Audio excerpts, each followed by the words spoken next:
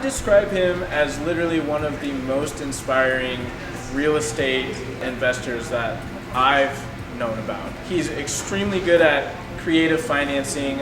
Him and one of his business partners, Cody Davis, have a couple of episodes on the Bigger Pockets podcast, and I think you guys are going to be really inspired by his story and what he does. So I am super proud to introduce you guys to Christian Osgood. Hello. Nice to see everyone. Man, it's been a while since I've done the drive all the way down here during rush hour. Last time I did that, it was during COVID, and there was no rush hour. So this is a longer commute than I remembered. So good to see everyone. I'm gonna do something a little different than I usually do.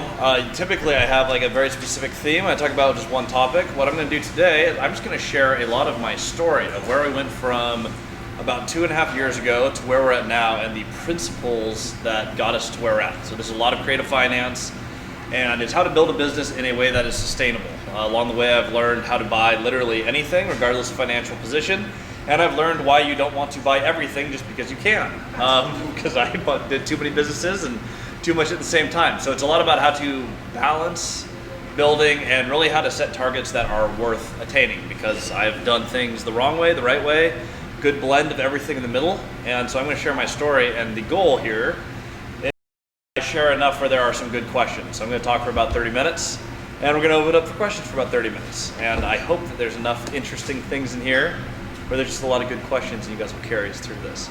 So about 2020, I left my job. That's when COVID shut down all outside sales, and I was working outside sales for the CoStar Group. So LoopNet, Apartments.com, CoStar Data Products, they own like a million other websites. Basically the internet for commercial data.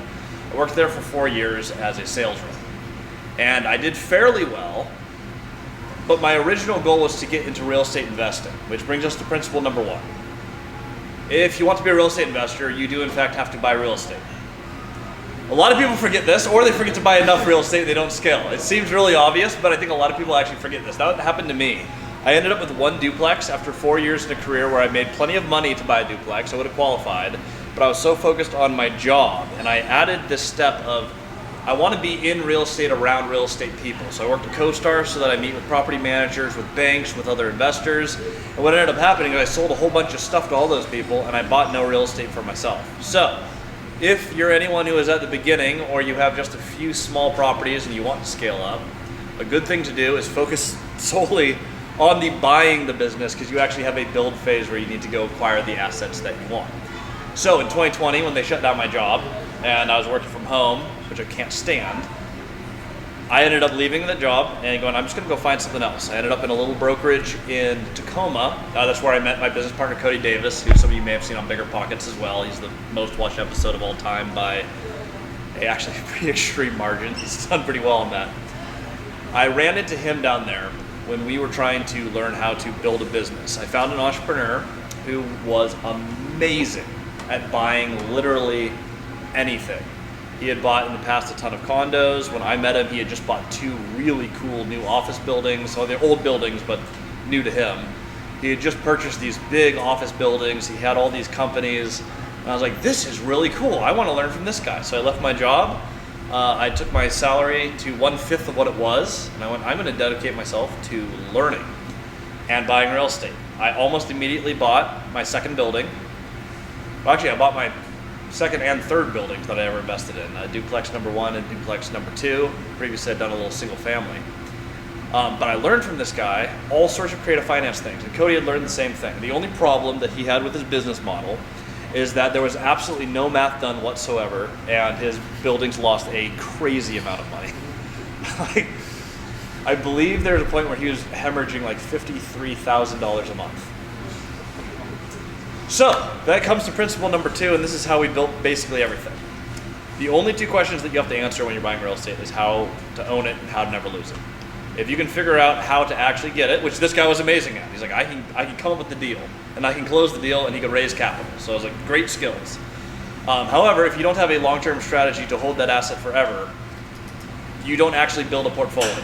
And so for me, that right there eliminated the business plans of wholesaling, of flipping, of being a broker. all the different things that people like to add into being an investor. The end goal is I want to buy properties and I want to hold those properties, because holding properties is where you find actual financial freedom. And you get all those cool benefits of, monthly checks and appreciation over time and hedging against the market, inflation, all the other good stuff. So how do we buy it? How do we never lose it? So this is where I met Cody Davis, who's Sav's had to speak at multiple events as well. Cody's fantastic. He's a good speaker, and he's also one of the best buyers of real estate that I've ever met. He's really good at doing the part where you find the deal. So I communicated with him in the office. At this time, he was 21 years old. He had just closed on his 30th unit, right across the street from my property. I set a goal of, hey, I actually want to retire my wife from teaching, Danny, and we used to have a 10-year goal. And she got injured at school, and then COVID shut down everything, and the politics got super weird, and our 10-year goal became a 1-year goal. And so now it went from like, oh, we'll get there someday, to like, oh, okay, we're not going back to teaching next year, so I left my job, you're leaving your job, we got to do something. So I talked to Cody, I was like, I think the goal for me right now is let's just get to 30 units by the age of 30. Downside, I was like 29 and a half, and I had 4 units. And so Cody comes into my office, he's like, I've given this some thought, and by thought, it means like 15 minutes of thought. He's like, well, I was walking over here. I can't help you because I want to buy a 38-plex, and I need a partner on it. And 38 units will put you at 42 units, which is not 30. And I was like, that sounds interesting, which goes into principle number 3. The opportunity that you get is not always the opportunity you're looking for. I was not looking for a heavy value add 38-plex. I had no experience managing that type of property. I had fully renovated a duplex. 2 units is not the same as 38. This property was a fantastic price, $2 million for 38 units, Central Washington. There only was a few problems with the building. It had bad roof, bad tenants, homeless camp on site, a chicken infestation, cockroaches, and a bad septic drain field. Oh, and bad electric. So when we were putting this building together, I'm like, wow. It's been on market for 13 years. No one wants to buy it, and I can see why. Because everything at this property is run wrong. Their collections were $5,000 a month on 38 units, which is horrible. The fortunate news is that I was recently unemployed. Cody has never been employed in his life, except for a 15-minute stay at Safeway, where he realized I don't want to work at Safeway. So that is Cody's entire 9-to-5 career was 15 minutes. We didn't have really any income streams, and I went, you know what this lets us do? This gives us complete focus on the project. What is this actually worth stabilized, and what would it take for us to pull this off? If we got 100% attention on it, what would it look like? And it turns out that was the main problem, is there's no investor for that particular asset at $2 million who had the time and energy to go, this is the project I want to do. This is a horrible project. If you're already established, you don't want to buy that heavy value add. That's a huge pain. If you're a duplex owner, no one in my sphere wanted to go buy a beat up 38 unit. However, stabilized, we pegged the value at about 3.5 million. So I'm like, we have like $1.5 million worth of mistakes. We'll pay a newbie tax for not knowing what we're doing on half of this, but we believe we can fix the collections. We put it under contract, seller financed, $2 million purchase price, $300,000 down. No one had actually met with these owners, by the way, and asked what they want. All they wanted was enough to pay off their existing debt, which the $300,000 down did, $100,000 to walk, which is that margin in there, and they wanted to live on $10,000 a month while they waited for us to pay off the loan. So I was like, okay, it brings in 5, it costs 10. I don't have money, that doesn't work. It does in fact have to cash flow. So what we did is we just customized the note. We said, hey, for the first 6 months, it's gonna be a $3,000 a month payment. It's gonna be a lower monthly payment, and then it will step up as we have time to fix the collection problems. Now with maintenance and utilities and the basic things that go on, it started us like $1,000 negative per month. We raised enough money on the front end and had a little bit of a set aside there where I'm like, okay, we can fix the problem of $1,000 bleed when we have 15 tenants who are not paying right now. We have to fix 2 of them and we're break even. We can do this. What we did immediately was went to the housing authority. This is in the middle of COVID while all the relief programs are going. We have all these people who are behind on rent. What can we do? They're like, well, we can pay 3 months of what they owe past due and 3 months into the future. So immediately we brought in 6 months of rent for about 20 people right into the pot, which I'm like, yes. Renovated the building, did a first refinance. That first refinance pulled out $300,000. And pulled out additional money that paid out our initial investors. So we paid back our initial investors, got them out in the first 6 months, and we got $300,000 to start renovating the building. And reinvested all of it almost immediately. Did not take long to burn through it. I mentioned earlier a newbie tax. When you don't know what you're doing, you don't know what renovations cost. We were renovating beat up units that were really small for about $25,000 a unit. They were really nice. Stone countertops, took all the brick walls and put the drywall on them so they looked just super clean. Stainless steel appliances, and yeah, rent's not a lot higher because the asset only demands so much rent. So we way over improved it. That was our, so we ended up getting, I think, 7 units done. We got them all leased, cash flow was way up, and the appraiser loved those units when they walked through. They asked us to show them 10 units, so they saw 7 extremely nice units and a few beat up ones. We got a second refinance, less than 6 months from the first one, because we got the values up. We actually fixed it. We were able to show a vision of, look, this is where we can take these units. This is what this asset looks like. We can prove that instead of the $300 rents we started with, we can rent these at $1,000 a unit consistently, again and again and again and again. So we pulled out another $300,000. We reinvested in the building again, new siding, new windows. We finished a vast majority of the renovations. The building got to a $4.1 million valuation. We have pulled out throughout the entire course of the 2 years on that building. We've pulled out $1 million that we reinvested in the building, and we have a little over $1 million in equity in the building today held there. So that was the first $1 million deal that Cody and I did. We talk about this all the time on how to make the first $1 million. The part that we don't always get to share enough about is the whole $1 million went back into the building to make the next $1 million. You don't actually get to spend the money during your build phase. During the same time, we bought a 7-plex, a 6-plex, a 12-plex, a 10-plex, another 12, another 6, and we got to, in our first year of partnership, we were sitting at 85 multifamily units together. Over the next year, we did a few interesting things. And again, we had no money because we reinvested it all back in the properties. So starting with about $0 in the bank, but a little bit more cash flow, we ran into Robinhood Village Resort. And this is hospitality. Our first go on Airbnb and that entire business model and that entire market. We just said, you know what would be a great idea as 2 guys with no idea what we're doing? Let's go $4.5 million resort on the water, 4 hours away from the rest of our portfolio, totally new vertical. Stupid idea. So principle number 4, just because you can doesn't mean that you should. We bought this seller financed. It was, we were told by a friend who brought this deal up, it's gonna be 0 down, cash flows day 1, seller financeable resort. I was like, $0, that is in budget, we can do that. That was literally the conversation. I was like, that's budget, we can do that. We went down, and this place is awesome. A few of you have been there at some of the events that we host there, which I really appreciate. But waterfront, it's 12 acres in the woods. Almost every cabin has its own individual hot tub. It's really cool. You talk about having, like, creating a unique space. I'm terrible at design, so I'm really grateful that, like, the space kind of takes care of itself. It is a very picturesque little cabin resort. We bought that, but it was actually $1 million down, and we didn't have $1 million. So we did what we always do. We went, okay, what is the deal? And then let's figure out what the debt and equity needs to be. The deal is $1 million down. With that, they're going to carry another 3.5 at 4% interest. We looked at the books on the property. We looked at our vision for the property and whatever brand we had already built. I'm like, we can run our own events here. We can do weddings better than them. And we can open up 2 spaces that the owners were actually living in. Made sense to me. Problem with this, while the Robinhood actually does very well, and we did increase operations first year, we did $100,000 better than their best year ever in 88 years of running that resort.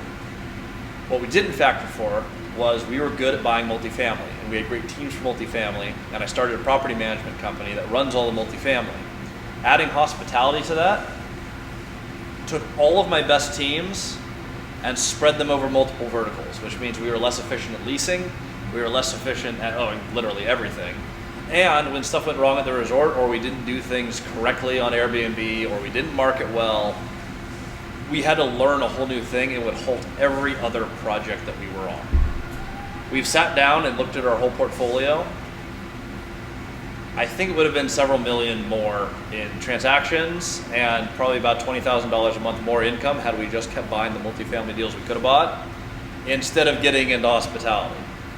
In like 4 or 5 years when we pay off the resort, I'm going to be super happy because wrote a really aggressive note where basically the resort just pays itself down. So we don't see any money from it. We spend all the money it makes and it pays the loan down, but it'll take about 5-6 years and the whole resort's gonna be paid off. When you pay off a $4.5 million asset, that's awesome. In the meantime, super painful, wish I didn't do it. Way, way, way too hard of a project. You don't know what you don't know. The other thing that we learned in there was employees. Started the property management company that currently has about, well, she runs the contractors, but we have like 20 people that she runs full time. For tons of maintenance repairs, she left teaching. We successfully retired her into a much harder, more brutal job. Actually, she'll disagree with that. Teaching was a lot worse, but a very hard job that we really appreciate that you do. She runs about 20 people. We have 2 brokers, and then we have 2 actual W-2s there. The resort has 9 W-2s. When you put all this together in 2 years, I'm really grateful that we learned how to buy it all. And I'm glad we stuck with the principles of how do you buy it, how do you never lose it. The answer to that question every single time is long-term, cash-flowing, fixed-rate debt. If anyone's ever seen our YouTube channel, Cody and Christian, Multifamily Strategy, shameless plug, that is basically, we say that in like every single video. If you guys watch our channel, I'm sorry, you're probably tired of hearing that, but that is the main thing. Long-term, cash-flowing, fixed-rate debt. You lose real estate if you negotiate awesome debt, and it's 2-year debt, and you run to the end of the debt, and all of a sudden all that value of all your negotiation is gone. What do you do then? Needs to be long-term. Fixed rate, fortunately, we branded really hard on fixed rate like the year before interest rates went from 3 to 8. So we looked like geniuses. It's just basic business. I hate variables. Variable debt is a variable. We don't want to do it. So what we ended up doing is fixed all of our debt so that when we get cash flow, the cash flow never changes. And as rent goes up over time, which it virtually always does, there's some exceptions to that, but in any span of time, rent goes up, property values go up over any significant amount of time, you fix your rates throughout, it auto adjusts for inflation and you're good to go. Buy cash flow, long term, fix the rate, and eventually what we plan to do is hit a phase where we slow down buying and we actually just pay off all the debt, which is what, the last thing I'm really going to talk about, is what we found that most of the masters of the game do. At some point, you can scale forever, and you'll see a lot on the internet on like, oh yeah, you just lever up, tax advantages, all these great things. What they don't talk about is it is an absolute pain to owe people money every single month and have to make sure that everything is in the right account at the right time, in the right. It's just stressful. And if you're looking for financial freedom and you decide to build a larger business, it's just kind of nice to hit a point where you're like, and then I paid it off and I own it, and the only way I lose it is if I stop paying my taxes, which is really easy to pay when you don't have any debt on the darn properties. So what we found when we interviewed all these different people who did what we wanted to do, most of them who were a little farther in their career had paid their debt down or off. And we're talking 25% or less leverage. Not everyone, but a lot of the people that we have met have done this strategy. They spend the beginning of their phase in what they call build phase. They buy the real estate that they need to buy to hit their end goal. And some of these people had huge goals, some people had smaller goals, and their portfolios reflect that. But basically, you're going to build the foundation for what you want to build on top of. So if you need, you have a goal of I want $100,000 a month for whatever the heck you need that for, you're going to need a pretty huge foundation of real estate. You're going to have to buy quite a bit in your build phase. If your goal is $10,000 a month, you need about $2 million of equity yielding 6%. Make $10,000 a month. That's not that hard to build over a relatively short period of time in real estate. If you buy well and manage well, the equity will appear fairly quickly. So you do your build phase. Then the most important and the hardest part is the stabilize phase. Typically, when you are buying properties and you get a fairly good deal, you're solving a problem for someone, which means there's going to be some amount of value add. If you buy a turnkey property, you're going to pay a turnkey price. You're usually not going to get a huge yield because there's no work. We're usually fixing a problem. Now, it is not usually chicken infestations. It's not usually a failed roof, but oftentimes it's going to be, hey, they have bad books on this property, or there is deferred maintenance. The plumbing's galvanized steel pipes that are 70 years old. They're going to fail at some point. Some of these things you're looking at fixing on a property, but you come in and you're trying to address the immediate things. So stabilize. We're going to come in, we're going to make sure rents are near market. I like to keep them a little bit below because people are less likely to move. There's nowhere else like that to move. And then Don't over improve the property. You look at what is all the properties around this that are doing well at market rent. Let's do this much better than those properties with our rent this much lower. And then no one ever leaves. If you can do your deal where the deal works at market rent minus $50, and you do the same thing as everyone else except your counters are this much nicer, and instead of cheap carpet you have some nice LVP floors, people will stay there. They'll be happy, you'll do a good job of maximizing your rent, and vacancy is something that we found is very painful. We ended up doing, when we were at 140 units, we had 44 people either move out or go through evictions or a whole mess of things while we did our renovations. We simultaneously just took 44 people out of a 140 unit portfolio. Vacancy is super freaking expensive. Don't over improve. You gotta get them full, then you gotta keep them full. So that's stabilized. You lose a ton of money if you don't do that phase fast. So that is the hardest one, in my opinion, because it costs a lot of money. And if you start with no money, you have to have a really good plan for, I raised enough or I cash flow enough to get right through these projects. You get them done, and then fortunately, once it's done, it's done. If your goal is $10,000, after you're stabilized, you should have hit your financial goal. 2 last phases, optimize. This is where you have, like for us, we have some land parcels attached to our multifamily. We're building on those. We had properties that were fully stabilized, but they had butterfly roofs. If you guys aren't familiar, it's not even a flat roof, which I already don't like. They literally have a valley that the water drains off of. I had this in Moses Lake in a building that Cody convinced me to buy into. You get an ice dam on the end of it because it freezes. And then you just get a pool of water on your roof, which invariably will leak through. The roof that I'm talking about in particular had 4 layers of tarps with tires that actually did a fantastic job pulling the water off, but was absolutely trash and made it unfinanceable. So optimization is where we did a good job stabilizing. We pulled new money against the property, and we put 2 large pitched roofs on the property. They look awesome. They appraised for astronomically more, and we were able to pay off the seller, actually got a reasonable rate on the debt, and now we have a fully stabilized, optimized building. It is as good as it should be for the area that it's in. Once you finish all of that, the last phase is the debt payoff. We're doing this in phases. We are starting to pay off some of our first and smaller properties actively right now while we're scaling up on our next block. So we have a block of properties. We're doing no more debt against those properties. They cash flow, they're optimized. We're gonna roll that all the way down to 0 on the first 100 units while we build the next block that we're gonna make about 250 units, and it'll be the exact same cycle there. So while we pay down this one, we build up on this one, and then stabilize, optimize, and cash flow from here finishes off this one. And you basically just build a little stair step of, I own this free and clear, now let's go bigger and go to our next goal. We own it free and clear, and so on and so forth. But in a 2-year span, what we ended up pulling off was, which I think is still too much things to do at one time, we did 210-ish, I need to count them again, somewhere around 210 multifamily units, a resort, a property management company, a sales company, a YouTube channel that for some reason does okay, which I really appreciate. And we travel around and speak a whole heck of a lot. We got really busy, but we did build a business in a way that ended up being sustainable.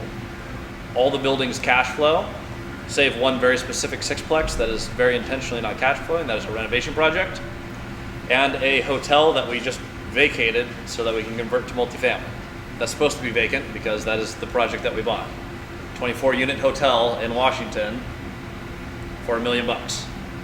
That conversion is going to work very well. That is, right now we have a preliminary appraisal, but should appraise around $2 million, which is going to be a lot better than the $1 million that we bought. So we have some room to improve.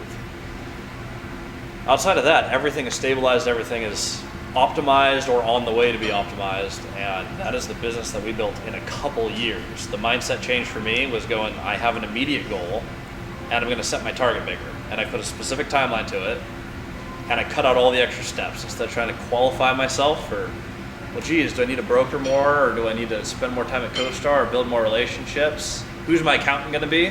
I went, let's buy a bunch of problems, like a bunch of problems. All these buildings, and then go, oh shoot, we don't know how to account. Now we need an accountant. And then you get the accountant, and then you fix the problem, and that's where you really make money. You get paid to solve problems as a real estate investor. So start by getting some problems and then solve them and progress. That is the basis of what we did. We did a lot of creative financing. Almost everything has been seller financed. So I can talk, if you guys have any questions on that, good topics to answer. We've done land contracts, conventional seller finance. We've done some creative stuff with options, though I'm not big on option contracts. There are some very specific uses for them. I bought in Washington, I bought in Texas. We've done a lot in a couple of years. And with that, I'm going to open it up to questions on literally anything. Can you define option contracts? Option contracts. So there is a lease option, which has a fatal flaw in Washington State. So you can do a master lease. However, I buy commercial multifamily. You can buy the duplexes, and I have 9 of them. I'm not against buying small buildings, but I have found consistently that large multifamily buildings make more than small multifamily buildings. It is easier to do projects when the building makes more money. So I do like buying larger things. If it's 5 units and up, you're actually not supposed to sublet on a master lease in Washington State a commercial building for commercial residential. You're not supposed to do that. There is something called a management contract, which means I take management, and as the manager of this building, I do have the rights to purchase this building. So you do a management option instead of a lease option. There's technically no lease. It is allowed. I've actually seen a lot of people do this in the motel space. But essentially an option is just an option to purchase at a fixed price at a fixed period of time. So the time that you would use this, the building is not seller financeable and the building is not bankable because it is not operated correctly. If you are a good enough operator, which I have found consistently is not hard to be a better operator than the last guy or gal. When you come in and buy these or put them under a management contract, a lot of these that I've seen and when I've looked at using it has been, okay, their collections are bad, their books are terrible. We are good at getting collections, we are good at doing books. We're really good at doing books.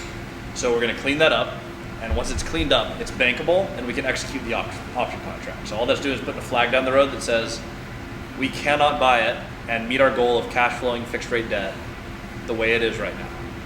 We have a plan to do it, and the other owner's not doing it. So we're gonna take over, option to purchase, put that little pin down the map, and now you have X amount of time to do it. But that is the option contract. If you're going commercial, it's a management option, don't do a lease option. I've seen people get bit with that one. Yes? Do we have a plan in place to cover your liabilities as you leave things on? Yes. So, caveat. Cody hates that I do this because I always answer the question with a caveat first. But, caveat, I'm not a huge fan of doing the overprotection thing on the front end of everything. Like if you're buying buildings, just buy the darn buildings. Like if you're getting started or your portfolio is small, don't worry about asset protection until you have something to protect. Like get points on the board before you play defense. Once you get a little bit larger, which is where we're at, we've moved some of our larger LLCs, feed through to a holding company. You increase the umbrella insurance.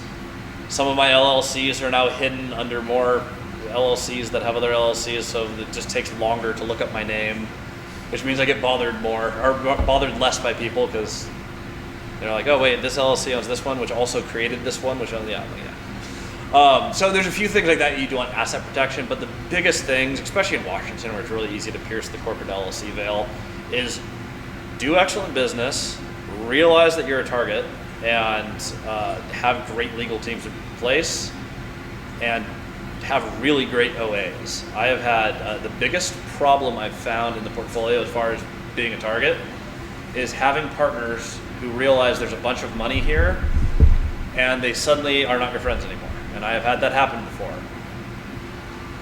My lawyer is badder than theirs in a good way. They're good. They're the right type of bad.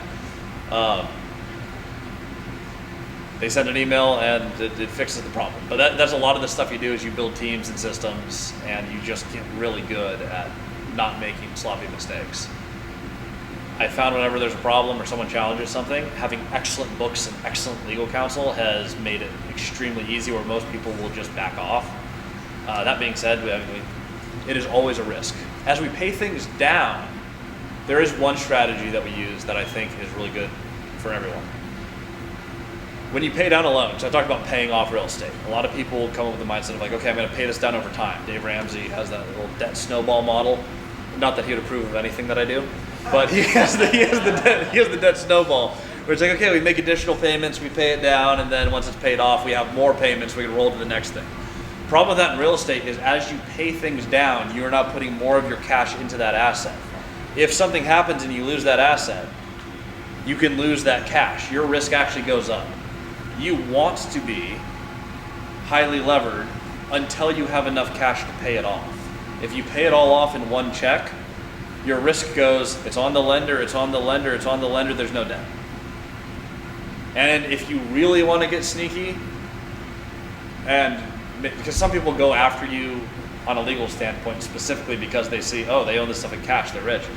You can also just start another company and then have that company lend to that company, and now you have a mortgage again. But without getting super complicated, you pay it all off in full one time when you have enough money. You sideline all that cash, it does two things. One, keep the leverage on the lender until you're ready to pay it off. And two, if something goes wrong, you have an extra failed roof, something comes up that's cash heavy, you have a pile of cash to fix your problems, which is a good place to be.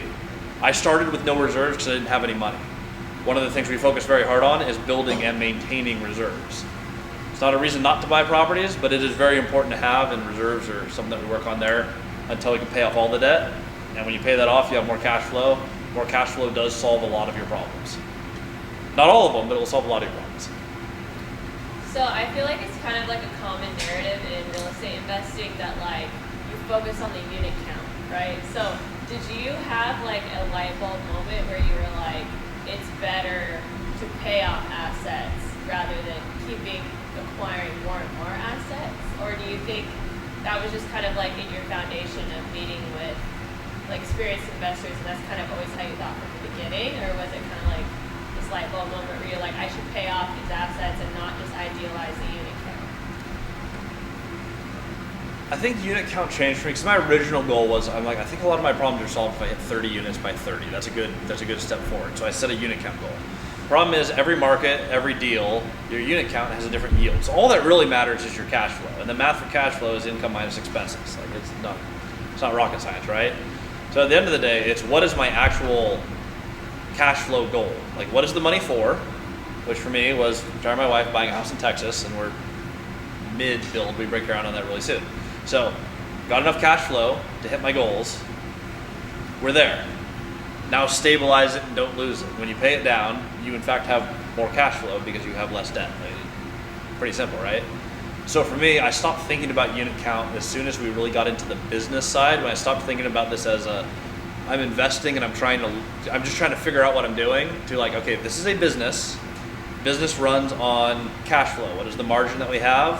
What is our current debt stack? I try to stay at all times below 65% LTV and keep the cash flow as high as possible. Once you have the cash flow goal, that is all that matters. So if you can get there, say whatever you're trying to do, you get there in 50 units and someone else does the same thing in a different market, but it takes them 100 units. Unit count really doesn't matter because unit count's not a business metric. It doesn't matter. Bank doesn't care. They do like looking at your numbers and seeing that you make money though. Yeah. Go next. Okay, so the first deal that you to backtrack to was your first deal that you were working on. Yeah. You mentioned that you had a $300,000 down on that. You got Yes. investors. Can you expand on the investor side? Yes, the investor side. So this is what we call the stupid tax. So on the investor side, we needed $300,000. We forgot to actually raise that till a week before the deal, and then we're like, oh shoot, we do have to have that. We made 4 calls, and I had no contacts outside of like a few of the brokerage clients. But I was like, I love this deal. And so we actually pitched this, and this is how I pitch every deal today. I pitched it off the problems. I called them and was like, I have a deal. It has been on market for 13 years. No one has bought it. There is a collection problem, a homeless camp, and I think one of the roofs is probably bad. We're gonna make $1 million here. I believe we're gonna make $1 million here by fixing all these problems. We are the group to do this. I'm invested in this market. Cody manages 30 units. This is a 38. I manage 4 units over there. We basically already do this project. We made 4 calls, 3 people gave $100,000, and the deal was funded. What we funded it as, because there's no cash flow, you have 2 options. You can raise this debt, which I love doing on a high cash flow deal because the property pays for the debt. Or if you have a value add deal like this where you don't have a lot of cash flow to give out as debt, we brought on equity partners. 3 partners got 60% of the equity. In retrospect, 49%, so you don't have excise tax when you buy them out is the way to do that. However, we give them 60% and a 2-for-1 in 5 years. So in 5 years, we will double your money. Your 100 will become 2, and you'll be bought out, and you'll share in the cash flow along the way as we get operations going. What we ended up doing is buying them out in month 6. But the option was an option to buy them out 2-to-1. Doubling someone's money in 6 months is ludicrously expensive money. If you're an IRR guy, borrowing at 200% is dumb. Now do a good enough deal so that you do a good enough deal so that you can afford it. The deal did do that, and 2 of the 3 actually accepted they seller financed the debt out because we could, or the equity. We converted their equity into debt. We said, hey, look, instead of buying you out at 2, can we buy you out at 150 at a 10% note now that the property can pay it? So we turned the equity into debt, which allowed us to refinance the property, pull out the money, and then pull out money again while we own the building. So that's how we structured that one. That should have been astronomically less expensive. What we now do is on a project, we usually do tiered buyouts. So if it's, and I'm not against that. I think 2-to-1 in 5 years is great on a lot of deals, an equity buyout. A lot of people are happy with that. It's a reasonable return in a reasonable amount of time. But if we're doing a structure like that, we actually have benchmarks every year. So if we buy you out within the first year at this price, second year, third year, fourth year, and depending on their goals, I may give us a little incentive for if we really speed through this project, you're gonna get extra return in 2 years. If it goes longer, your multiple actually gets a little bit higher. So I usually give us a little carrot on the stick for if we just knock this out of the park, our buyout's particularly favorable our way. And most people are okay with that because if they put their money in and we quickly give it back with significant growth, they're usually happy to go. But that was how we raised that, and that was the lessons learned on the raise, because that was, as our buddy Dave would say, stupid on steroids. It's dumb. It works, but it just because it worked doesn't mean it's a good idea. Susan? Yeah, so that same project. Yes. Where you did some units at like 25K each for the rehab. I see you wins there. What is your budget now, or do you have like a set number, or does it depend on the property? What do you learn from that? It really depends on the property. Like if I had an average turn that I do in Moses Lake, Washington, $8,000? 7? I'm close. $7,000 is going to be our average. She manages the contractors. A heavy reno though, we're doing one right now that's like $35,000, and it needs it. Yeah. So it does depend heavily on the project, but if there was an average, if I'm looking at a building where I'm like, okay, needs paint, I'm going to replace the floors, which I almost always do. Glue down LVP is magical. Looks good, lasts forever, and when it gets damaged, you heat gun it and pull it up. It works really well. So I'm like, we're gonna do flooring, we're gonna do paint, we're probably replacing a countertop, and there's usually some doors that need to be swapped out. Overall, there's usually $7,000 of stuff. I know if I'm buying a whole building that looks okay, $7,000 is probably the right budget. Sometimes it is like, oh yeah, it's 12 units, we're gonna need like $300,000 to fix this. Totally depends on the project. Thank you. Absolutely. Yes. I have a question, going back to Savannah's first question about the optional contract.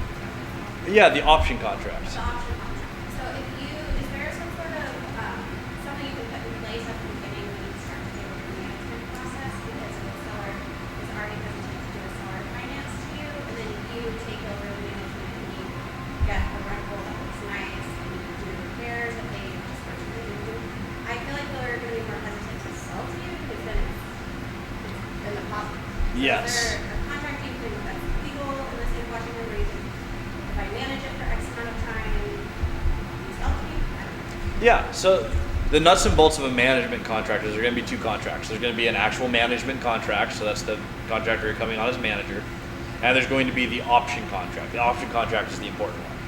At that point, you're going to typically put money down. I've seen them done no money down. It's not common. You pay an option fee, and that is consideration in your contract for the right to purchase it at a fixed price at a fixed period of time. So that's document number 1. That document references the management agreement, which is tied to that you will sign after you sign the option. Technically, someone could sign the management agreement and then run away. So you sign that one first, then you sign that agreement that is referenced in there for what it looks like for you to manage the property, what rights you have on the property, what things that you are and are not allowed to do, are going to be outlined in your management contract. But it's just the two in conjunction. The bare bones, like basics of options is I, the future buyer, have the option to purchase this property. Say it's a 20 unit building for $1 million at January 1st of 2025 for this consideration. Contingent on this is also this management contract referenced on whatever. And that's going to be the basis of your agreement. The fun thing with options as well, my goal with real estate, and I think everyone should be, how do I buy it? How do I never lose it? So like, let's execute these options. But if you have a change of direction, for example, I bought a property in Tukwila, and then I built my entire portfolio over in Moses Lake and Ephrata. I'm trying to sell my Tukwila property right now, not because it doesn't do well, it does phenomenal. I don't want to manage the Tukwila because everything else is over there. Option contracts are kind of fun because you can sell an option contract. It's basically like a super long time bomb on a wholesale. If you wanted to, you can go, I got great books on this. I no longer want to buy this. Someone else wants to buy it for $1 million. I can charge them $50,000 markup because I have a great deal now that is completely bankable that I control. So option contracts they're really cool. And as long as you keep in mind the end goal, if you want to own real estate. I hate seeing people get into options and they're like, oh, I can pull money out of this. And then they end up with a bunch of cash and no real estate. Be careful with them, but that's the basics of an option. Yes.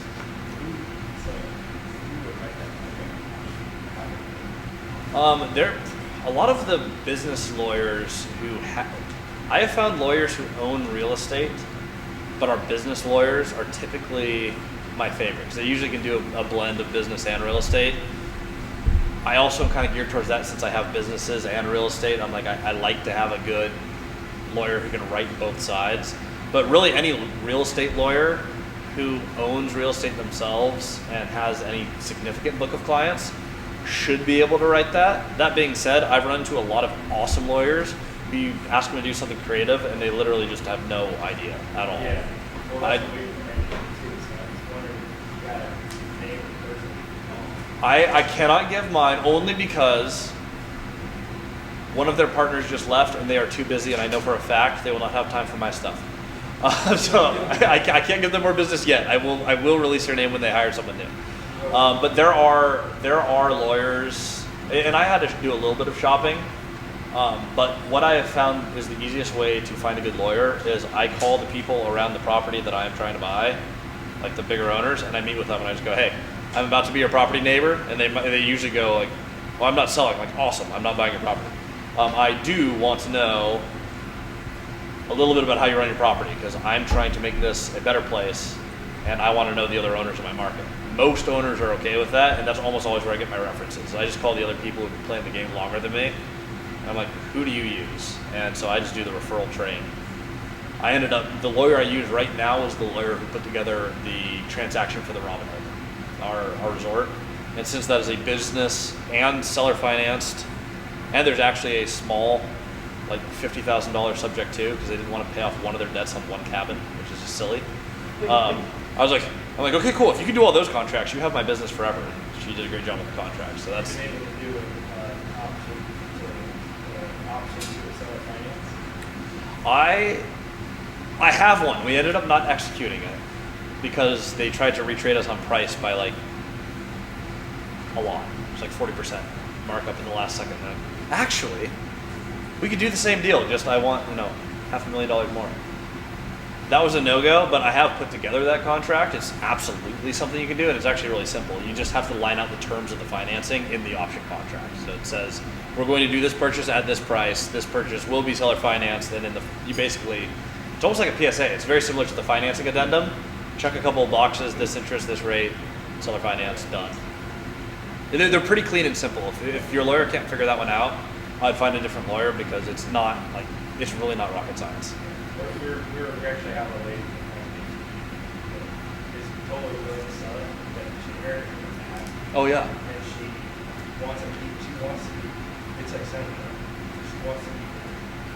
I think that option, that management option would go for an equity That might work. make her equity partner. I like the management option where you get control, but you can kind of like stay around for a while. I have found the one time that I have let a family member be an equity partner, it has not been good.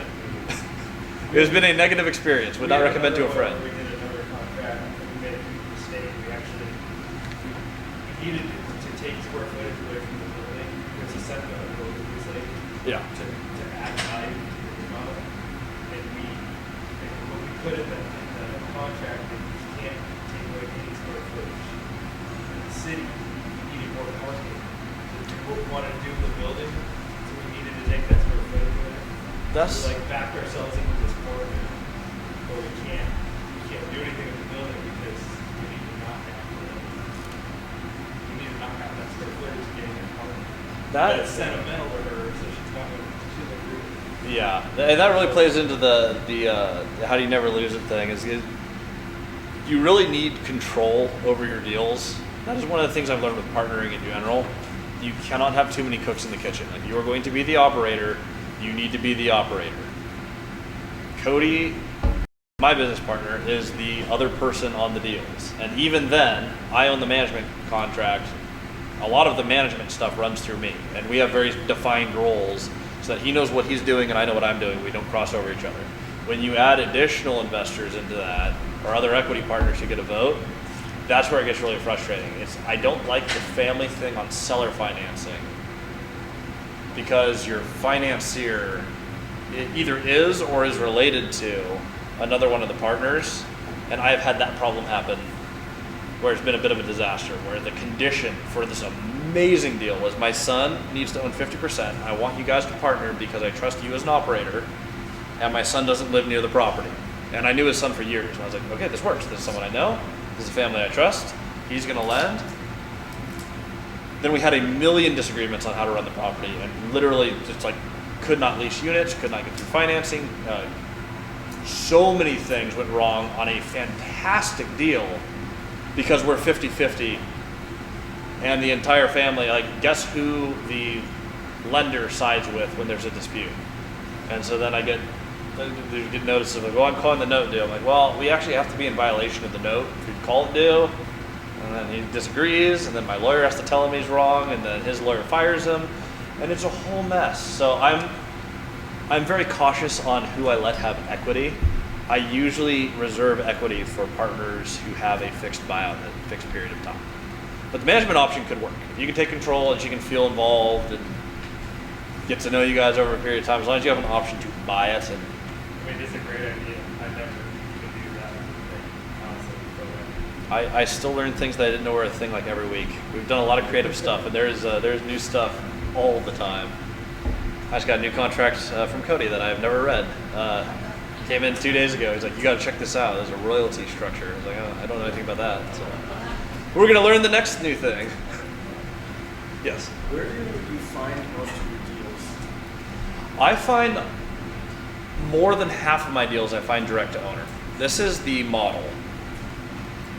When you've figured out what you want to do, find someone who's already done it in the market you want to do it in and ask them how they did it. Like, that's how I found all my deals. And I found this in almost every single market. I've done this multiple places in Texas. We're doing a deal right now in Kentucky of all places. We've done this all over Washington State. You go, okay, I'm trying to build a portfolio of X size. Who in my market already owns a portfolio of X size? And then you call them and you go, hey, I'm trying to build this portfolio for this reason.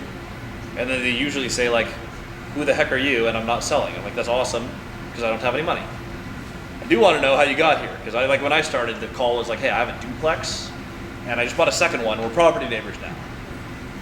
I'm trying to retire my wife and buy a house, and one duplex at a time, I just figured out is totally not going to get me there this decade, like not even close. How did you buy this property? And then they start sharing their story a little bit. We meet for coffee, and one thing leads to another, and more often than not, they actually just recommend me to another deal. They'll call and they'll be like, hey, I'm not buying this deal, but it just came up. This would move you forward. Check this deal out. And I get that all the time. We've had 3 or 4 people now where we've had this relationship for a couple of years, and it's amazing how often this call happens. They call and they go, hey, I had an idea. I am ready to be out. What if you just bought all my stuff on a contract? We are buying, 86 units, all built in 2017, from someone who has been building, and he just decided this year, I'm done, I'm stressed, I hate managing my properties, I don't like doing evictions, I'm out because I've made enough money, and if you guys pay for my life for the rest of my life, I can do whatever I want. I was like, that is true. I don't know that you should sell all your real estate, but if that is what you want to do, I'm a buyer for new builds at 5% interest on 15-year notes. So that's 86 units that we're going to be buying over the next 2 years, I think maybe 3. Just because we had that conversation, and he's consistently seen us buy buildings and how we operate. Now we have trust. He's like, if I sell you the building, I know you're going to operate it the way that I want you to operate it because we have a relationship and I've seen you operate. So if I want to get payments for the rest of my life, I'm going to give the portfolio to you guys. We just had a call, actually it wasn't even a call, it was an owner meeting Cody had today where someone else in Moses Lake said, I am ready to give up about half my portfolio. I would like to just figure out how to put it to you and Christian. We're good to do this $0 down, which is in budget, and we can do it at 6% interest on a 15-year note. Caleb, who's one of our mentees, and he shows up on my YouTube channel quite a bit, he moved to Texas into one of his deals. He bought a 25-unit, really nice campus on 2 acres in a city called Stephenville. He's been there for 3 weeks. He's met almost every owner in the town.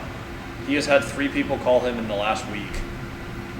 Owners who own a lot of the town. They're like, hey, I have a friend who is selling their business. Would you like to look at buying their business and the building? I'm telling him not to do that because I think he's going to do what we did and end up with a hospitality thing that you didn't want. However, he has opportunities coming to him that way. Other people, the city actually reached out and called him and said, hey, we heard you were talking to people. We want more student housing. And they gave him a map and they said, anything in this zone, if you want to convert it to student housing, we will automatically approve it and we will connect you with the school and have the school master lease it for you. He's doing those deals the same way, except it took me 2 years. He's doing it in 3 weeks. That is the best way to find deals. The other way, which is, oh yeah, Caleb's 20. He's a freak. He's a freak. When I met him, he had $300, and he was door dashing, and that was back when we had a mentorship program where it was $300 a month. His second payment bounced because he didn't have $300. So like when I talk about starting from nothing, I mean Caleb literally had nothing, and he's at 53 multifamily units. And yeah, he started with the other strategy because he lived in San Diego and was buying in Texas.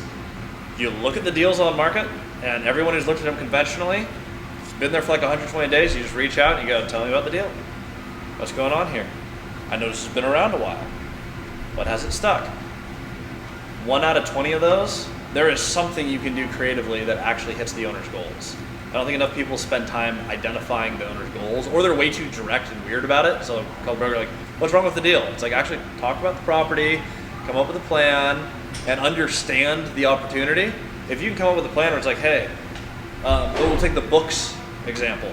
The property has bad books, it's not bankable. There is no buyer because no bank's gonna lend. I have a plan to fix this. You sell or finance, I can fix the books in 2 years and a bank's gonna lend on this. I want a 4 to 5 year note so that I have margin to do that in case anything goes wrong or something happens in the market.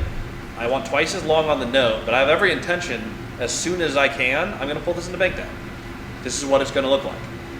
I do that all the time. That's a great way to find deals. So you come up with a basic creative solution. Simpler the better. If it's really simple, it's easy to explain, it's easy to get a yes.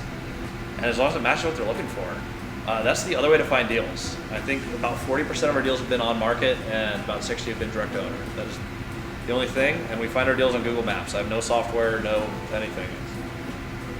Go down the street on Google Maps, like, that's a building. I'd like to own that. And then you call the guy who owns it. That's been our strategy.